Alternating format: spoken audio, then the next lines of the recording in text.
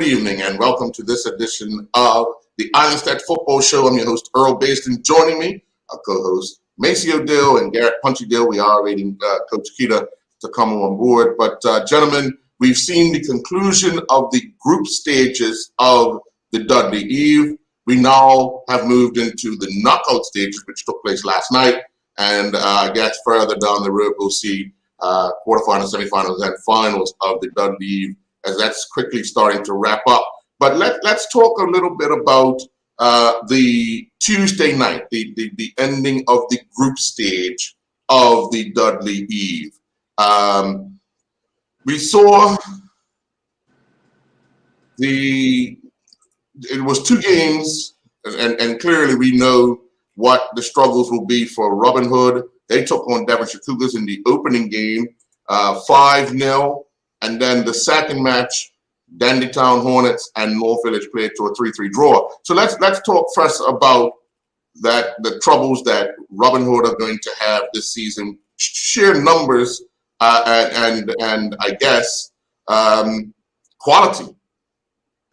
Maceo, what's your thoughts on Robin Hood and Devonshire Cougars from Tuesday night? Oh, interesting enough, right? After seeing all these teams in the Dudley Eve, and I look at Robin Hood, right?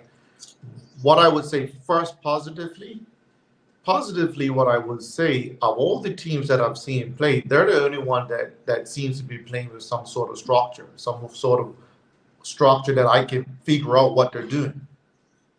But even with playing with some sort of structure, and I can figure out how they're trying to play, and they look a little bit organized, they don't have the experience. Some of the players do have a bit of quality. They don't have the experience, and what they're going to do, they don't have the experience, nor they have the number. And if, what I've been told is they're waiting for a few kids to go 16 so they can thrust them into these 16-year-olds are not going to be ready for that. They're not going to be ready. You could see they're not ready to win a game. These 16-year-olds, they're not actually ready to win a game. So there is a bit of quality and a bit of talent in there, but they have no experience. And the experience that they have is Timmy and Go at 50 years old. That's just not going to work, right? Timmy and Go at 50 years old, and I mean, they were able to hold out our Cougars into like the 80th minute of the game before the floodgates actually really opened. Mind you, they was never going to win the game. Robin Hood was never going to win the game. But it was a comment made last week that they might not make the season, and that's possible. And the thing that is frightening is that if you throw these youngsters in there, they're gonna discourage them from playing the game of football. They're not ready for it. Yeah, Punchy, just hearing Maceo say that, and one of the comments would be, are they throwing the 16-year-olds in, or pulling, I'll use the word, pulling the 16-year-olds in to make up more numbers as opposed to anything else?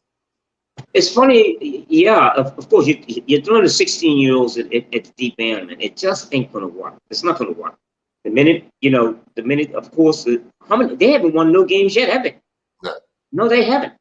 No. The other thing, before we even talk about what's happening there, why they are where they are, let's look at the whole build-up in the last 4 or 5 years. The academies, they're losing 9 or 10 young players going overseas, right?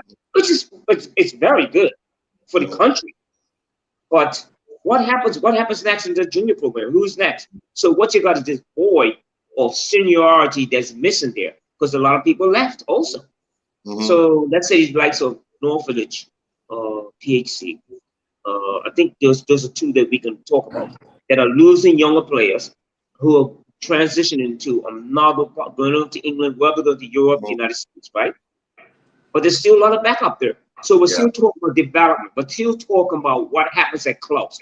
What is a perfect example of what happened in Vesco.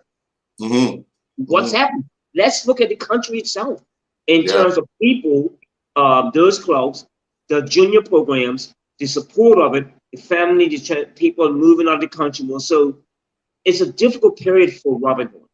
It's definitely that. And so what they're only doing what they have left. That's it. Yeah. And it's definitely, you're talking about inexperience.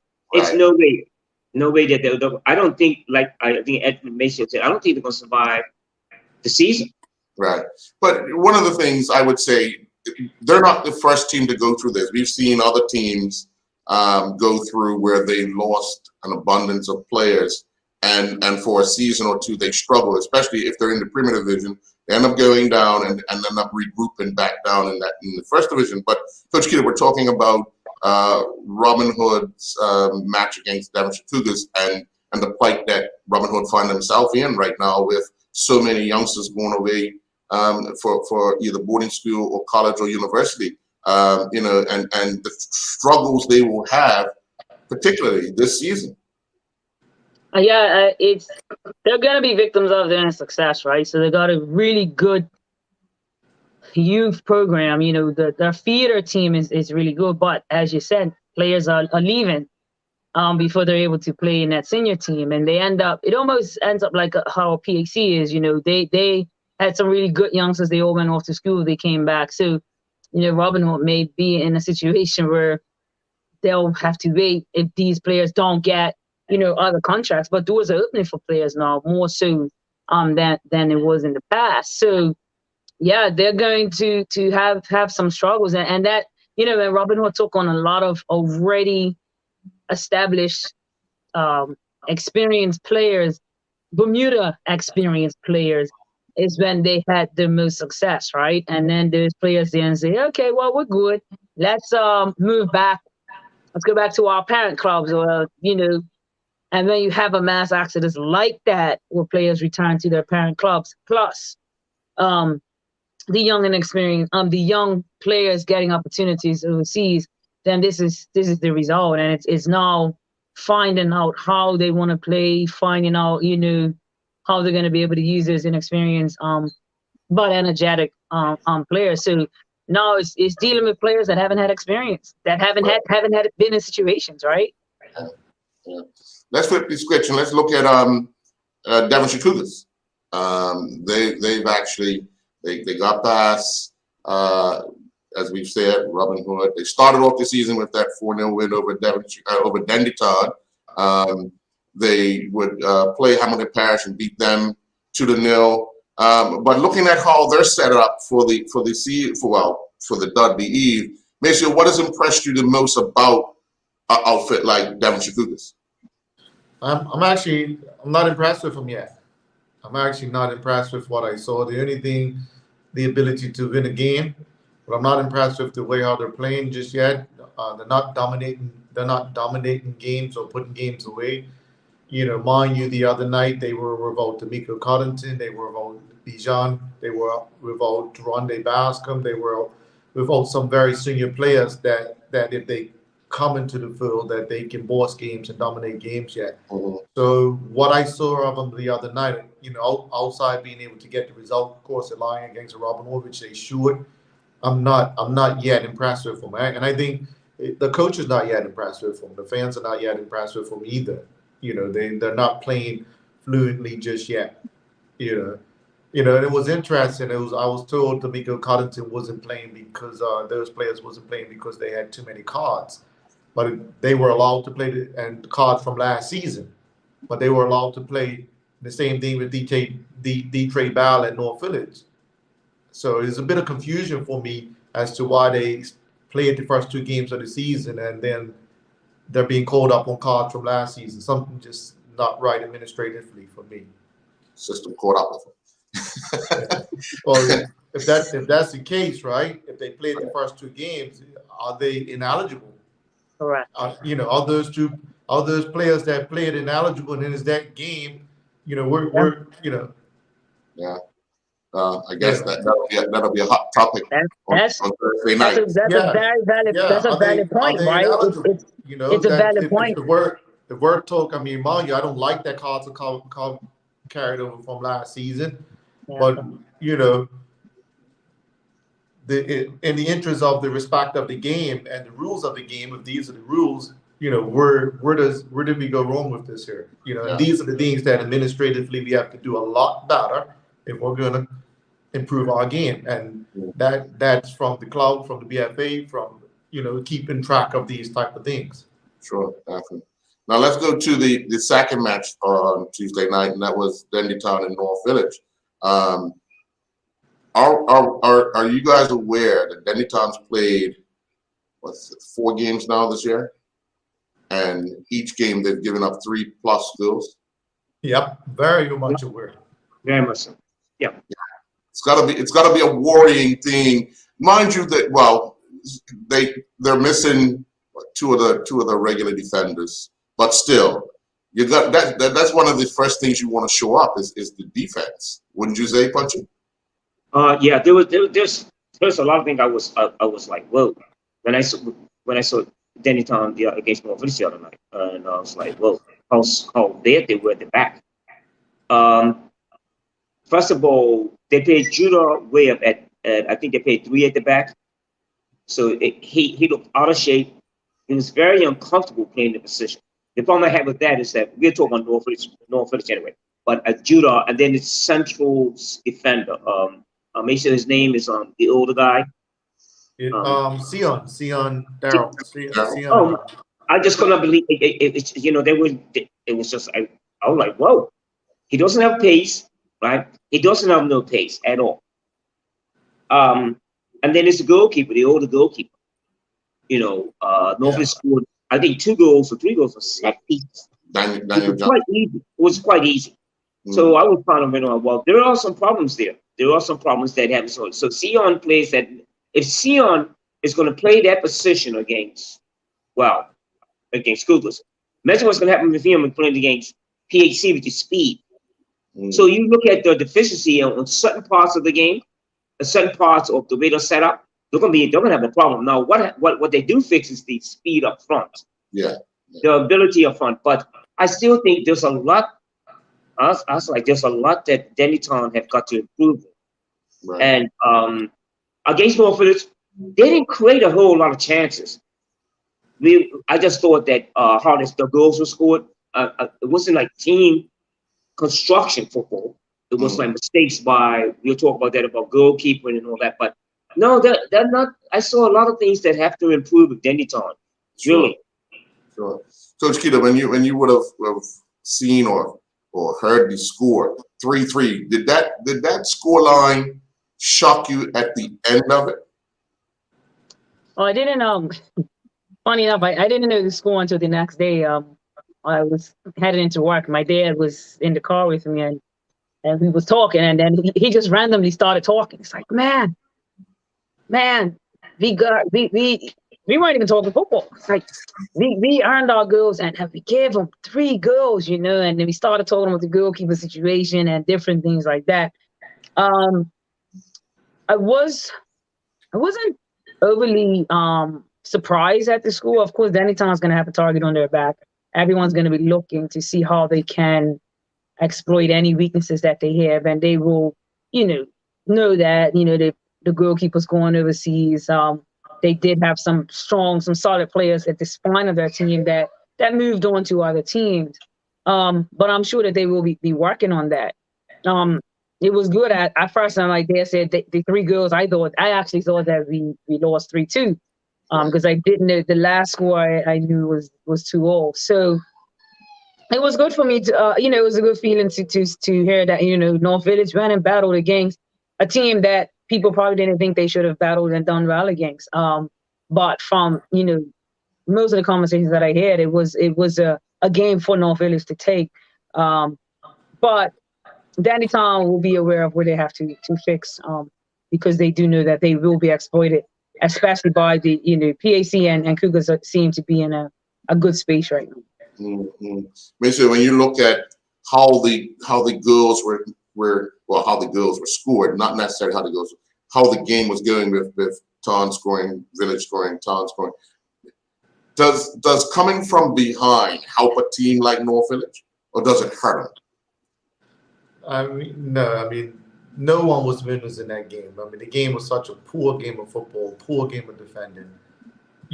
With North Village and the ability to the speed that they have front and Daniel Town's weakness at the back, North Village should have farther exploited that. Then on the other side of it, the goalkeeper weakness of North Village. The decision to play this young guy and putting him out there in that fire rain in such a game. That didn't bode well for me. and it was just a disorganized game from both North Village and Danytown. So for me, it's no winners.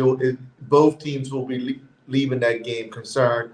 Both teams will be frustrated as to understanding the amount of work that they've got. I mean, if we start just to look at all the scores collectively over how much goals are being given up, like that shows we're not got the organization from coaching. From coaching perspective, from player perspective, we're lacking organization. It's just totally poor. It's totally poor right across the board. So I don't think there's no winners coming out of that Danytown and North Villages, because Danytown's not going to be happy because the goals were given to them from North Village mistakes. North Village is not going to be happy because they could have further exploited Danytown's weakness and they didn't. North Village made some bad decisions going forward as well, right?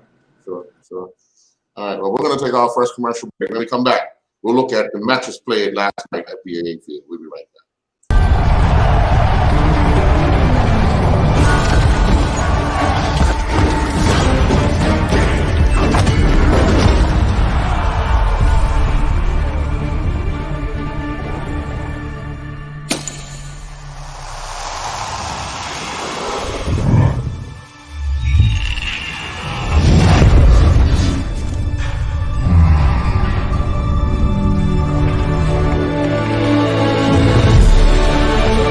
Putting down the weapons. You seeing this?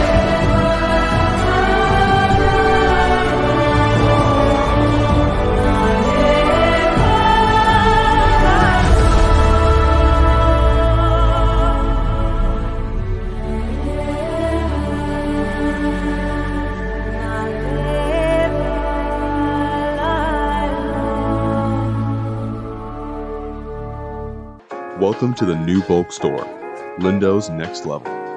Wake up in the morning with enough coffee to keep you running throughout the entire day. Your pet at home deserves the best. Stock up on dog food to keep your puppy happy. Need a quick, tasty lunch at home? Your chicken nuggets will be jumping right out of the freezer. What's a movie night without popcorn? You can never have too much. Lindo's Next Level. Why go anyplace else? I'm also thankful and grateful because my greatest value of my life is my legacy. But why I do it? I feel supposed to do it. I was put here to be here, to do what I'm doing right now. Once I see somebody moving, it's the greatest joy for me. There's a little person being born. I am thankful that people have given me the trust, for me to empower them, from my players to my family to friends, and that's what I'm thankful for. I'm thankful that people have allowed me and trusted me to be in their life.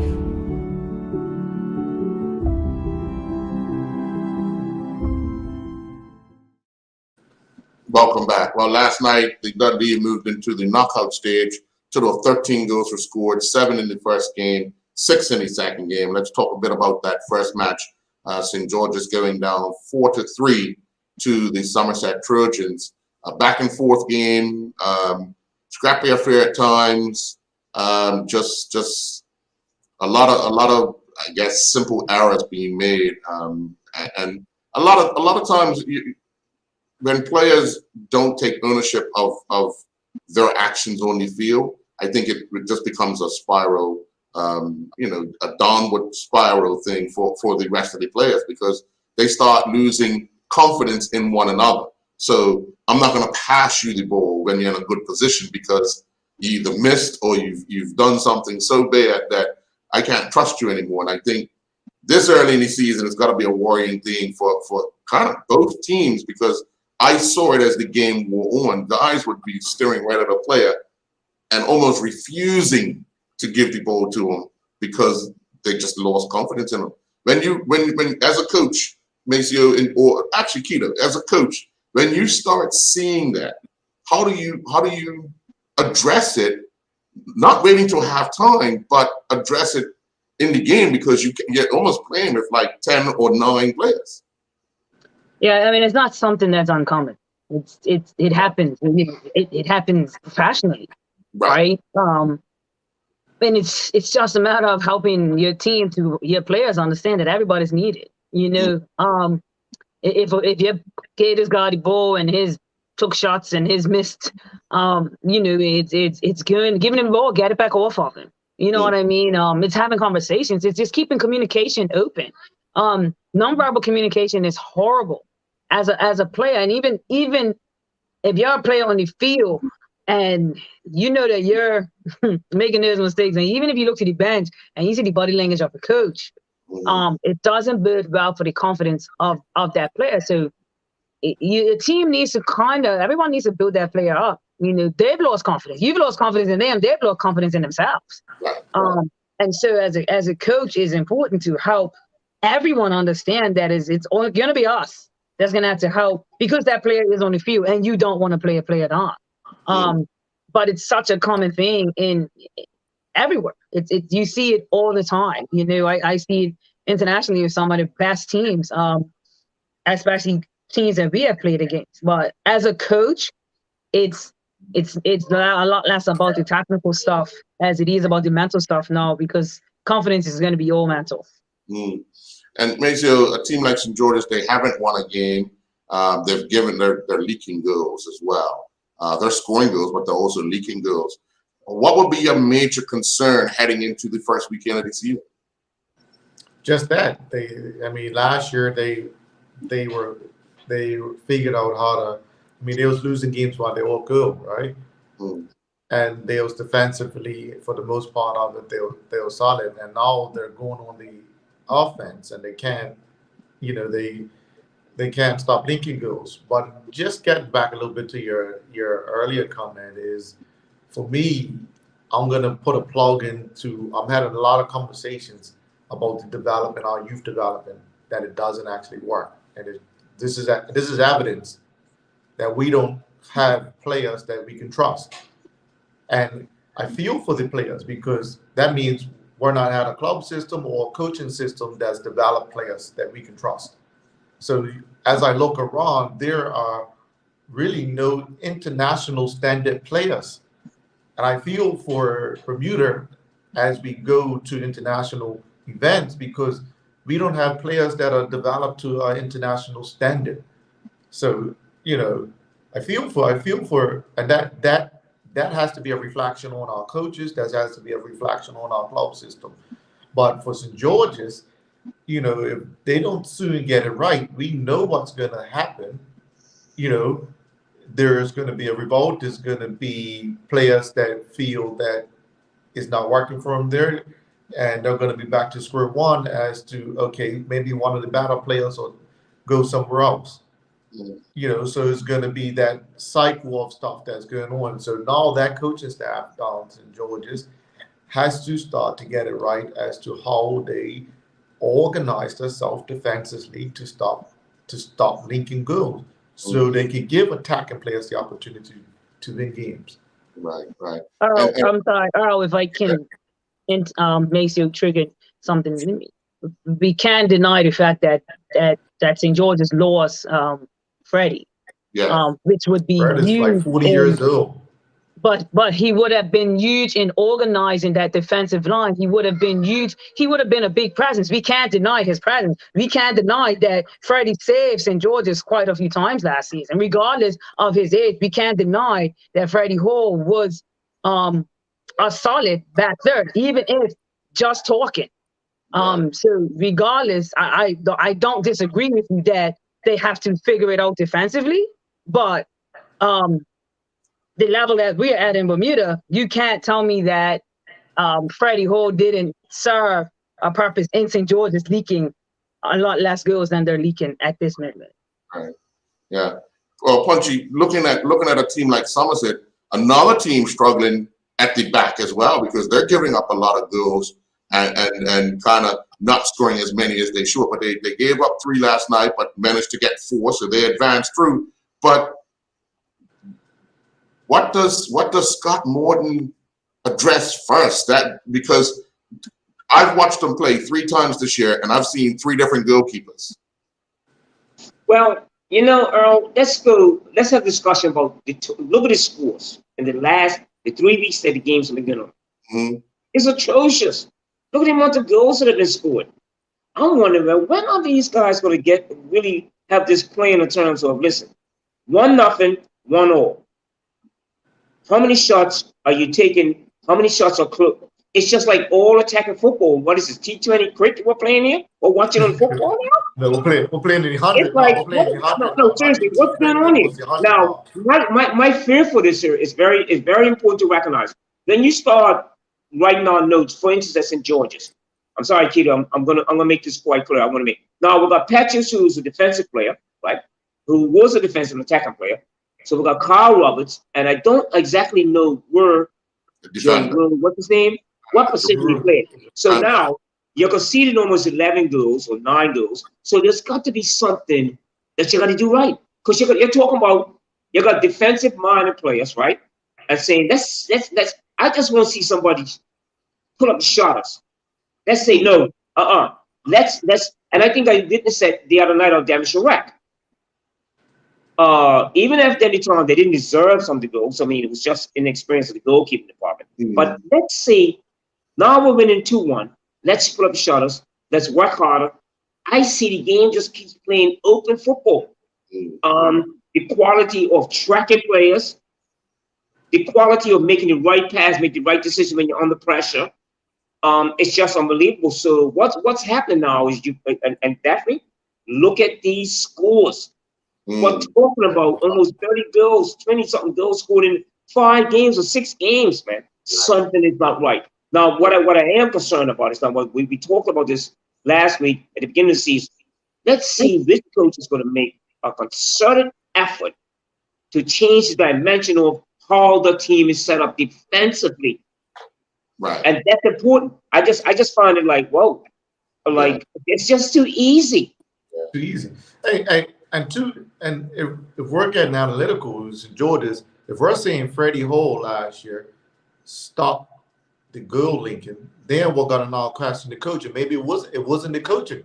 It was a player that they had that organized the team to stop goals. Now it's up for the coaching to do it, and it's not happening.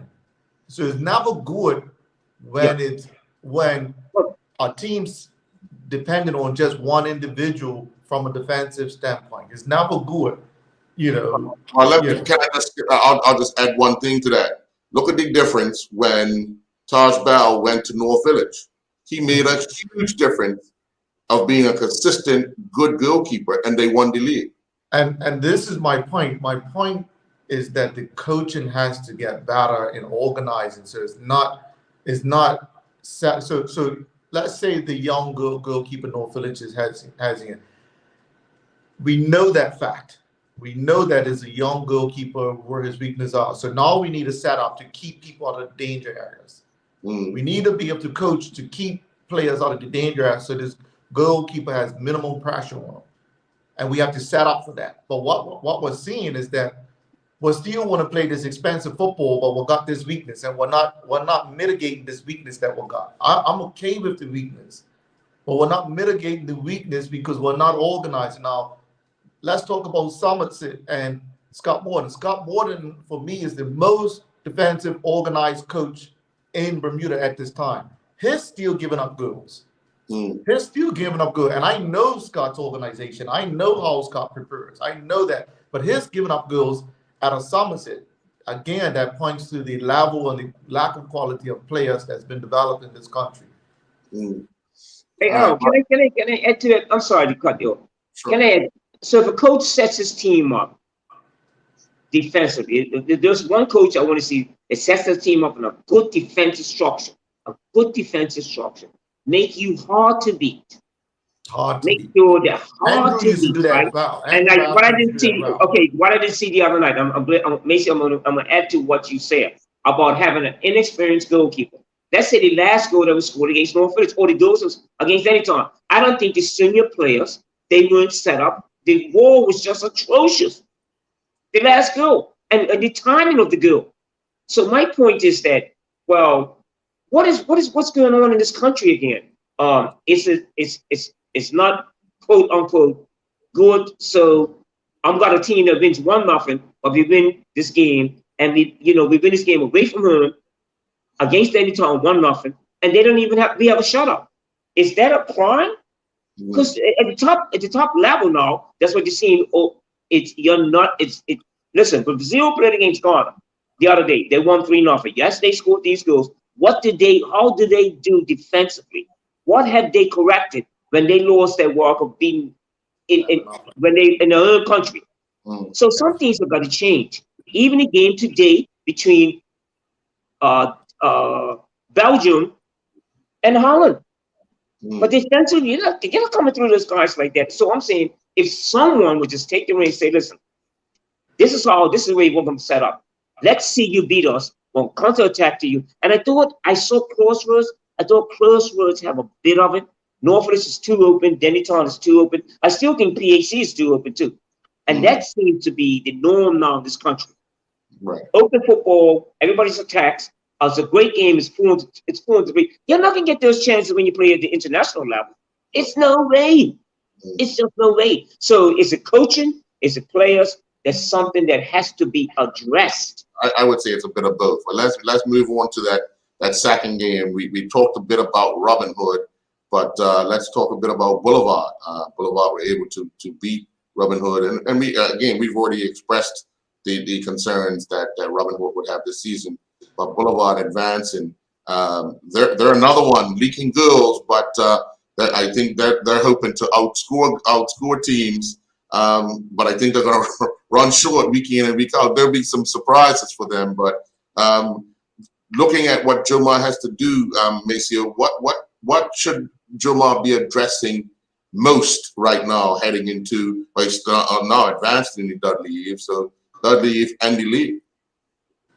To be honest, the advancement in the Dudley Eve and the lack of number of players that he has and trying to manage giving people an opportunity, it would have been better for Boulevard to actually get knocked out of the rain and get some work done on the training ground, to be honest.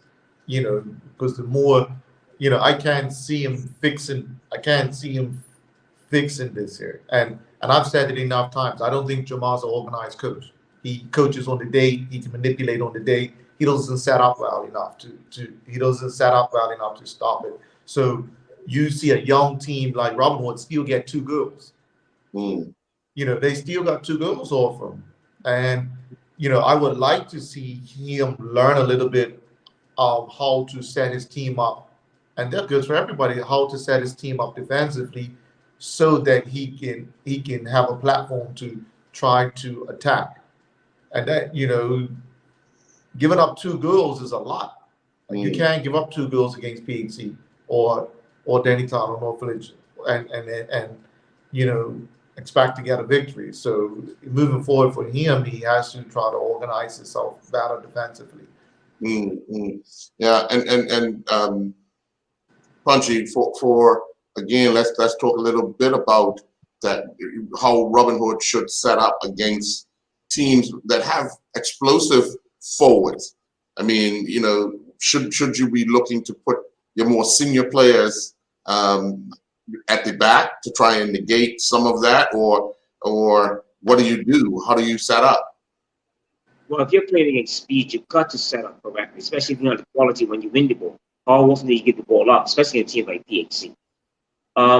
Maybe 5 at the back. Sometimes you got to have you got to come up with a concept that's going to deter people, that's going to make people have to think more about how they can get towards your goal, how the pressure comes in, how organized you stay, your concentration when you don't have the ball. I think there's a lack of that. A lot of them I see now happening now. The lack of concentration, what you do when your team doesn't have the ball. What Robin Hood would have to do with what they have at their disposal is work so extremely hard. Maybe play from back to front, pressurizing, or do you drop off? This is something to consider. But they don't have a whole roster to pick from. Fitness would be paramount for them. Fitness level. Just get fit, yeah. It's definitely paramount. You have to if you don't have the quality, there's something else you got to work with. And I remember that at St. David's. I didn't have a whole lot of quality, but I tried to make sure that those players had a fitness level that we knew that the 65th minute we would take the game too. So that's something that they will have to think about. It might not be happy. It might not be this great football, but it's something they will try. If they're going to stay up and don't fall, then they have to show something else. They have to show some type of Sure. Coach Kita, when you're addressing because you actually coach the club team in the women's division as well, but what would be your method in trying to prevent multiple goals being scored against you in a game? Because that if you're getting multiple goals scored against you, that means in order for you to win, you have to score more than multiple goals, more than 2 goals. So as a coach, what would be the things you would work on the most to ensure that the amount of goals you're giving up is far less than the goals you're scoring? We're all intelligent enough on this call to understand that football is transitional, right? Yes. So as I listen to both Maceo and our Punchy speaking, it's being in shape. It's being in shape. It's not that the players don't know how to get into the defensive position. It's when they get out of the defensive position, when they're attacking, it's now getting back into it. So it's a transition game. So I'll tell you, it's what we tend to focus on a bit more within the women's teams is we speak about it a lot, transitioning back into the defensive shape once we lose the ball. So I heard both coaches saying that teams are wide open. That's what that means. If teams are wide open, that means that they haven't gotten out of the attacking moment. They're still in the attacking moment. They're saying they're wide open because the quality is poor, then that's a different conversation. But when I heard wide open, I heard, oh, they haven't gotten back into their defensive block. I heard Uncle Punchy saying play 5 down the back. 5 down the back to me says we just went on attack. Now we get back into our defensive shape. Maybe the number 6 drops in between the 3 and the 4. I don't know how teams are being set up. But if we think about it across, and even as all of us have coached before, do we have defensive coaches? How many clubs even have goalkeeper coaches that will help with the defensive setup of the team? Probably maybe 1 or 2 premier teams actually have someone who shows up to the training sessions and works with the goalkeepers. I heard a comment, the wall wasn't set up right. Do we just assume that people know how to set a wall? Is that something that in the national team, we have places where times where we train, keepers train how to set a wall up based off of where the free kick is, how many is in the wall. Do those things happen in training even? Or when it happens at the game, you just, hey, 3, and they set up anywhere. Do they know where to set up? Do teams even know what the defensive shape looks like? Is that something that's practiced in training? So when you ask that question, for me, it's a transitional thing, and it's something we will work on. It will be part of the training session. Yes, we just lost possession, get back into the defensive shape. This is what it should look like. But do teams are training twice a week and then they're playing a game, or maybe 3 times max, and then they're playing a game. So I don't know. Yeah. Well, we're going to take our next commercial break. When we come back, we're going to look at the games coming up this weekend as the Premier and First Division League season get underway. And also, congratulations to Coach Kita, who won the picks last year. It's pick time. Here we go. Hey, Right back. I'll make a comment on that on the way back. No. Just say congratulations, Maceo. I'm also thankful and grateful because my greatest value of my life is my legacy. But why I do it? I feel supposed to do it. I was put here to be here, to do what I'm doing right now. Once I see somebody moving, it's the greatest joy for me. There's a little person being born. I am thankful that people have given me the trust, for me to empower them, from my players to my family to friends. And that's what I'm thankful for. I'm thankful that people have allowed me and trusted me to be in their life.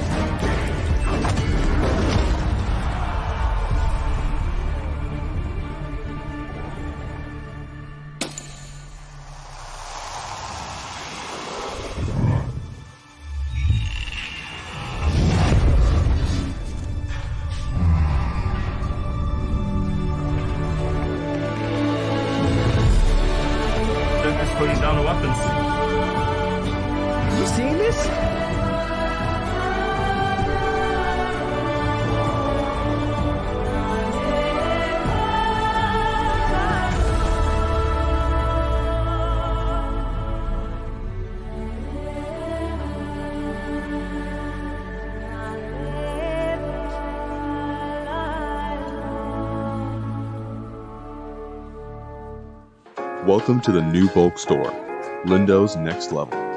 Wake up in the morning with enough coffee to keep you running throughout the entire day.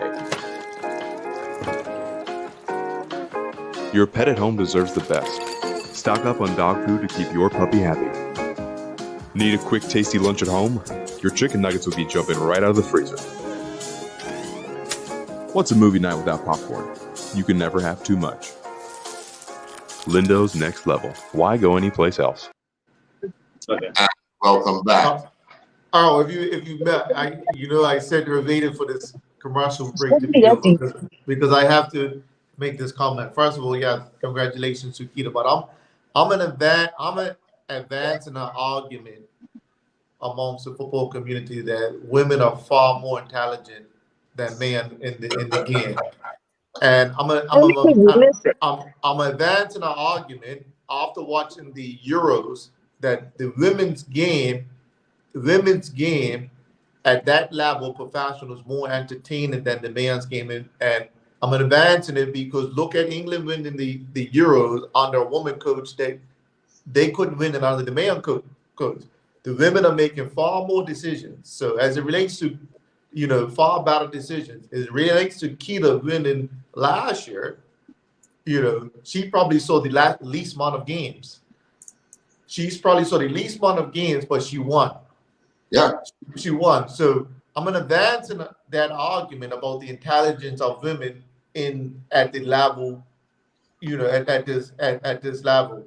Hey, Keita, I think it's just trying to put some pressure on you. That Hey, I hope you record this show, Earl. I'm always you gotta go back to 14 minutes in the show and replay it over and over. I'm advancing that argument. No one seems to agree with me, but personally for me, I'm watching the women's game and I'm enjoying it far more than the men's game. They make better decisions. They don't mess with the referee as much. Their interviews afterwards, that's what I'm advancing. So, all right, I said it here. So let's get into it.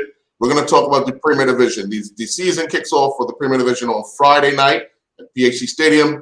PHC are hosting North Village.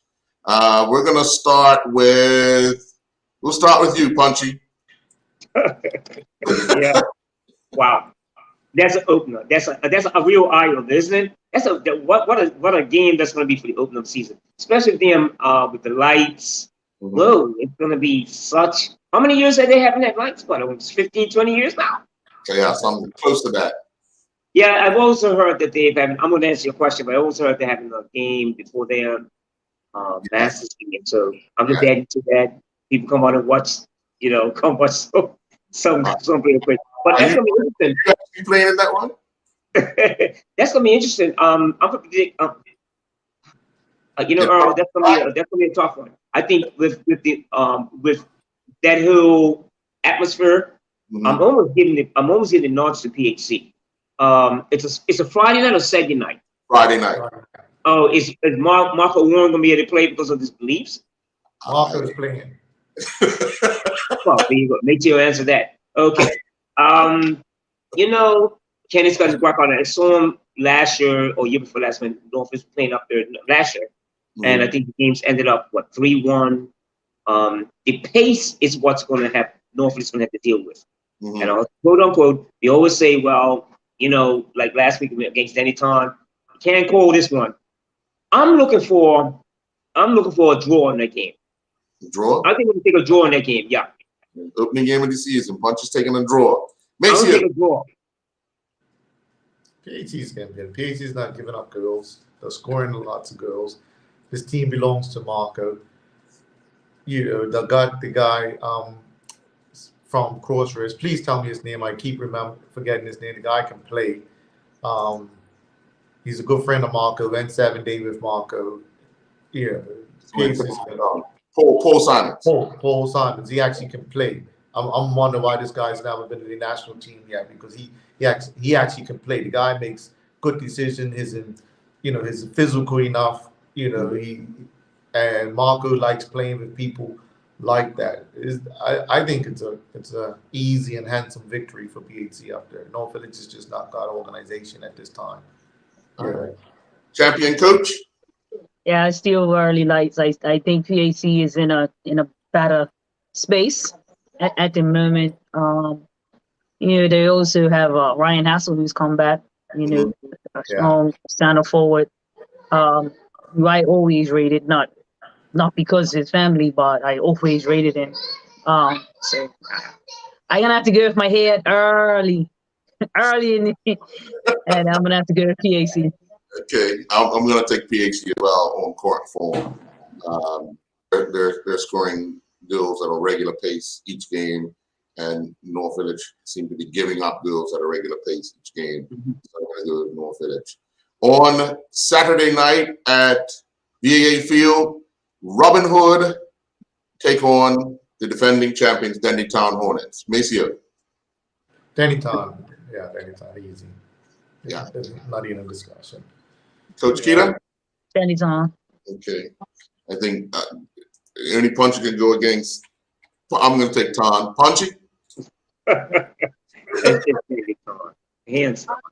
Okay. Hands on. Robin was a team I'm picking not to win a game this year. Oh, boy.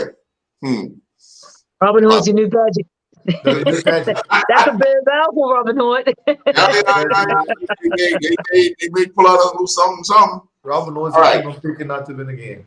Okay. On Sunday at Devonshire Recreation Club, Devonshire Cougars host Somerset Trojans. Coach? Yeah, Devonshire Cougars. Okay. I'm going to take Cougars because they're home, and I think they set up well at home against just about everybody. So I'm going to take Devonshire Cougars as well. Punchy? Cougars to win. I think they would. Yeah. On a Sunday afternoon, the opening match, they will come up with a real purpose. How it would depend on how Scott Moore is going to set that team up. I don't think still they have the experience. I think at that time, like I said, the opening match for Cougars is very important. Kwame is going to have a team all blazing on that game. I'm picking Cougars for sure that game.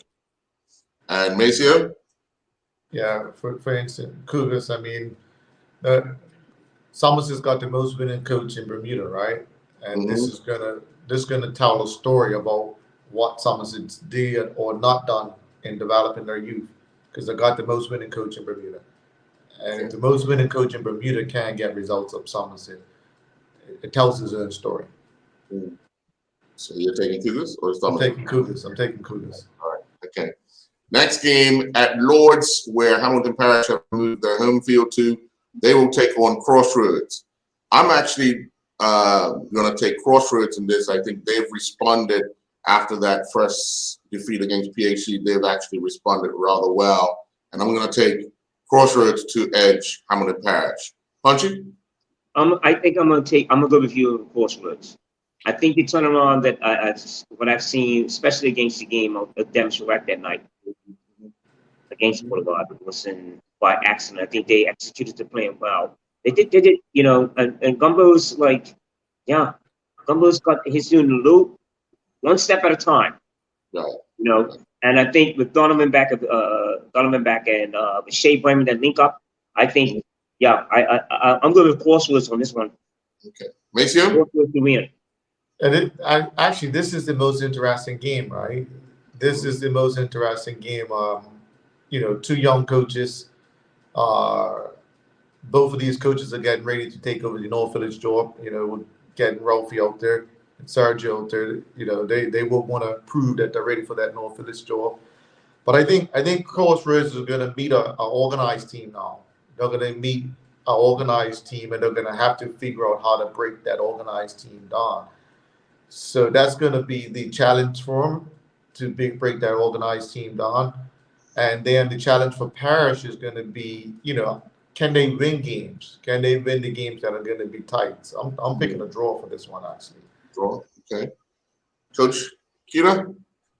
I was actually on the same page as Maceo. I'm going to say a draw because both teams are going to be trying to figure this thing out. Now, it's the real deal, Crossroads. Initially, I was thinking because that they've had a couple opportunities. and played against some pretty tough opposition in the beginning. But I think Paris will be up for this. Getting Costa Rica as their first game, I think, is something that would do well for them. So I'm gonna actually go with a draw as well. Yeah. Okay. Final game on Sunday at BAA Field. Boulevard Blazers will host St. George's Colts. Punchy. You know, I'm going to say this here right now. I'm going to say it right now. I'm going to go with Boulevard for this. I just want to make it understood that, like I said earlier in this program about the 3 coaches at St. George's, there's got to be something that they have to figure out. What is all the attacker talent they have? How do they set their team up defensively? That's going to be one of those open games. I think I'm going to go with Boulevard on this one. I'm going to go with Boulevard on this one. Okay. Maceo? Yeah, this is another interesting game, right? And what's gonna happen, what's gonna play out in this game, which coach makes decisions on the field to win the game, because it's gonna be open, and we, as I always say, Jamal's probably the better coach when it comes to making decisions on the field to manipulate the game. I don't think it's one of the most organized coaches setting up, but when the game's there, he's one of the better coaches are pulling the strings. And because of that, I favor Boulevard. I'm going with Boulevard. And St. George's is in trouble. They're in trouble. Okay. Coach Keelan? Go with my heart. Enjoy.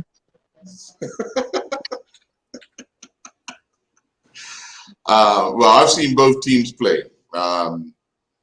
As we've already been talking about Boulevard and both St. George's struggles. I'm actually taking this as a draw.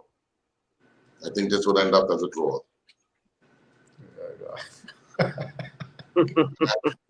Carl's trying to get his enjoy the safety. Steel. I don't know how you make the top match team. He's going to probably do better than half of them. All right, so now we move to the First Division. All 3 games are on Sunday. I'm sorry. There is a game on Friday night, and that is BAA versus Wolves, 8 p.m. at BAA Field. I went last, so it is Maceo's turn. Yeah, that presents an interesting game as well. Wolves lost the guy, London Steve, which is a very influential player.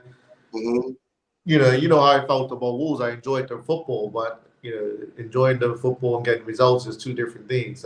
I would think that they're on a high from last year, winning. But I'm going to go with BA because BA is going to come organized. One thing I know with Andrew, his team's going to be organized. It's going to be hard to beat. And Wolves like an open game, and they'll get frustrated when the game's not open and they don't get chances. And be able with people. Yeah. Coach?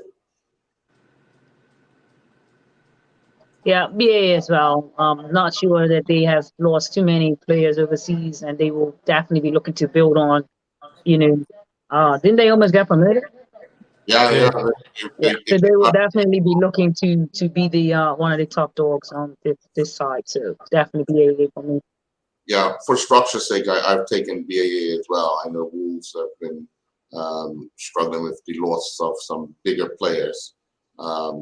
So structure-wise, I'm going to take BAA because, as Maceo did say, they'll be very organized, and Drew would have their understanding what the rules and responsibilities are. So we're finally getting down to this here, coaching and person in charge of teams, like Wolves, all their talent. And what the 3 of you say that you would take the structured team, not the most talented team, but the most structured team. Right. Interesting conversation. On the day, it's like Wolves, and they just had someone in charge that could take. I just have a problem with who's coaching them now. I'm sorry, I wouldn't say it. I just have a problem with that. I'm going to go with BA with the structured team. I'm good for you all. I'm going to go with win for BA that night. Okay. All right. And then on Sunday, It is Somerset Eagles hosting Young Men's Social Club at White Hill Field. Coach? Social Club in Somerset Bridge, you said? Yes, Oh, why do you feel? Oh, White Hill. So Jeremy, just for your information, Jeremy Salam has Somerset Eagles. Yeah, Hey. he's coaching Somerset Eagles. Yeah. His Jeremy's going up there. I'm gonna go with Eagles for various reasons, but I'll just go with Eagles. I really haven't seen what Social Club lost or gained in the transfer, but it's no secret what Somerset Eagles have gained in a lot of young players for this coming season. So I'm going to take Somerset Eagles for this game here against Social Club. So, Punchy? I think I'm gonna go with Eagles with that. I have a working partner that's also associated with Somerset Eagles and what has happened up there. The revival of the program, the young players coming. A lot of them left Somerset and came Right. down there as they usually do. Yes. The problem that they always had is when they come down there, who's coaching them? What direction are you going in? What's so disconcerting to me is what happened a couple of years ago with Gary Darrell involved with the program. Well, is Gary Darrell going to be involved this year? But anyway, I'm going to go with Somerset Eagles with that. I think the person that's going up there now, Jeremy, Mm-hmm. he has, what the, I think it's raw talent there. It's a lot of like anticipation of ambition when you got all that raw young talent. Oh yeah, I'll prove those some people wrong. I'm gonna make sure that Eagles do that. So I think Eagles gonna be okay. I've heard that they have like 16, 18 players coming out. It's it's one of those, I call it, wow. I'm gonna go with Somerset Eagles on this one for sure. All right. Maceo? Yeah, I'm following suit. Somerset Eagles. It's a bit of excitement around there. Jeremy's been around football for a minute. He's got some young players. He works well with young players. And Social Club went flat at the end of the season last year. I think that flatness is going to carry over to this season. So yeah, I'm going with Somerset Eagles. Sure. The next game is Devonshire Colts and Ireland Rangers at Police Field. I'm going to take Devonshire Colts. Ireland Rangers always seem to get a bad start. Then midway through the season, they pick themselves up, and then they kind of fade off at the end. So for this, I'm taking Devonshire Colts to start the season. Punchy? It's Devonshire Colts. Hands down that. Mike, who's in charge of Devonshire Colts now? Is Ray Jones still involved with that club? He's still the coach, yes. Ray is still the coach. Oh, really? Yeah? Okay. I'm going to take them hands down. I'll take that. That's it. Devonshire Colts for me to win. All right. Maceo? Yeah, Devonshire Colts that's home. That's this is their home. This level, in the lower league is their home. So they're gonna they play home. I'll take Devonshire Colts as well. I was gonna take Ireland Rangers a bit of, Ireland Rangers gonna have to get a little slap up before they restart to respond. Yeah, Devonshire Colts is back home. Sure. Coach?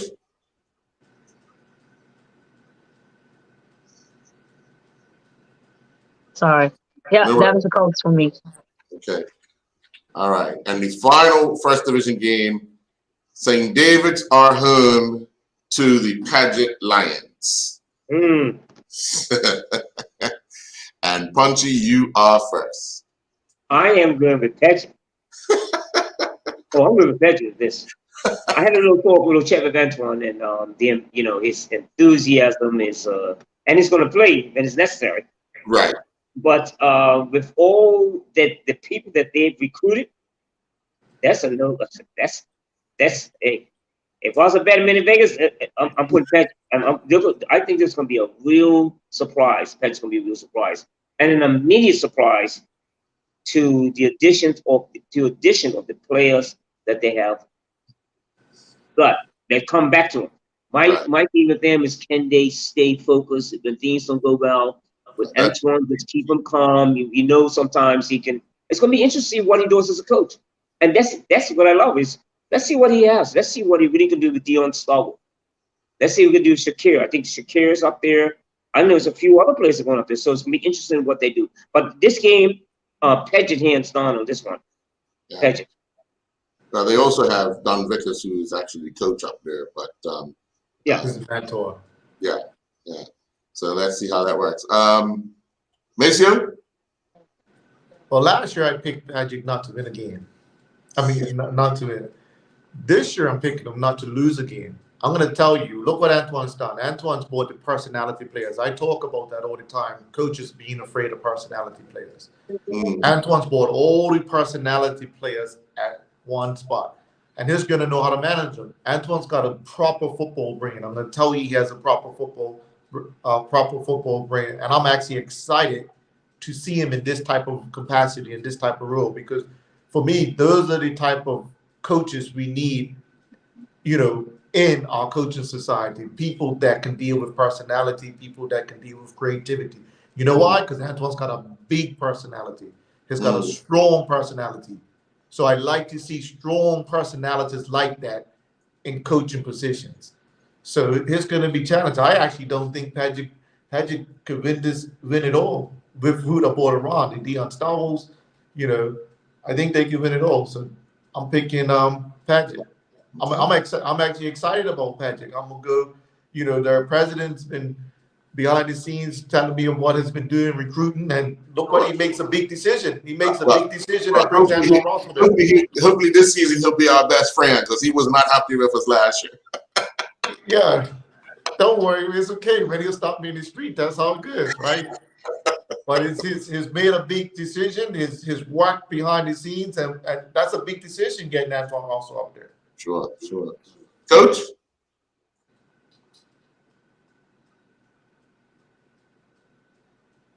Sorry, I have to keep muting. It's louder. I understand. They did what they had to do. You got Antoine Russell first. And Right. then after that, he did some work. And then, they have Don. So they're going to have a good structure plus a maniac. So, that's the perfect recipe for success. Because you need that.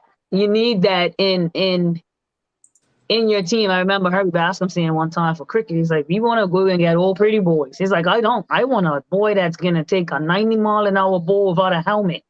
And that's what Paget have. Paget have a structured coach and an Antoine Russell that's brought a Dion Starwood and a few other personalities, as Maceo puts it, to Paget. And because they were such the rhythm boys last year, I heard Uncle Ponty saying they're going to be a surprise, but that's the only reason they're going to be a surprise, because I am not going to be surprised at what they are going to do this season with the players that they have. But because they were on the other end of the totem pole, I agree with Maceo. They're going to be the team to beat. They are definitely going to be the team to beat. They're going to have thinkers, they've got experience, and they've got some young players. Don's not super. He went shopping at PAC. PAC had a lot of players that weren't playing, and Antoine was there, and he could see. And so now, and he got some that were playing that are good quality. Rakeem the Shield, for one. So I think that Paget is definitely going to be a team to watch in the first division. I agree as well. I'm going to go with Paget as well. I can't wait to the FA Cup draw because that will be their test. If they get a Premier League team, that will be their test to see where they are, and looking for things to do next season, because undoubtedly they have the strongest team in the first division and should run away with the league. It's a matter of who will get promoted with them. I think that'll be the big guess. Earl, did I miss something? Vasco and Rangers. Vasco have pulled out of the league. Rangers have a bye. Okay. Yeah, Vasco pulled out. So I did miss something. That's what I put out of the league. Okay. And I'm going to ask you, who's that Rangers coaching? I believe it is.